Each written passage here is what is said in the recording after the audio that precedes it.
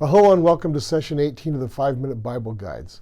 In the previous session, we talked about the intriguing claim by various groups over the centuries that the Bible contains hidden codes. In this session, we'll be tackling the common question of whether the Bible should be interpreted literally or figuratively. So let me give the short answer first. It is actually quite simple. The Bible should be interpreted both ways. In our everyday lives, we encounter a variety of types of literature that we read on a regular basis, such as prose, like a newspaper or a textbook, meant to be taken more or less literally. And we encounter things like poetry, irony, hyperbole, metaphors, etc., which are meant to be interpreted figuratively. The Bible contains these same types of literature. It has prose accounts and records of people's lives and actions which were meant to be understood more or less as they were written. It has other types of literature, such as poetry in the Psalms or apocalypse in the books like Daniel and Revelation, which certainly have figurative elements. Most often, common sense will prove a reliable guide for how various portions of Scripture should be understood. But I think there's a deeper issue that grows out of questions about the motivation and trustworthiness of the biblical authors. For instance, when the book of Exodus records Israel's escape from Egypt, it's written in a prose style, meant to be understood as it's written. But when Exodus speaks of the sea parting and the people of Israel crossing on a dry seabed, people sometimes understandably wonder whether this part is reliable history. In the same way, the gospel accounts of Jesus' life read like standard biography that should be understood as happening just that way.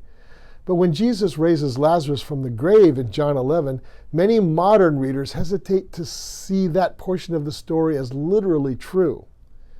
And since there's no way for any of us to go back to the actual events and find out what really happened, we're left with a choice to either trust or dismiss the author's accounts of these stories. Were they trying to add supernatural elements to unusual but otherwise normal events? Were they trying to get people to believe in God's power or in Jesus' divinity by exaggerating what actually happened?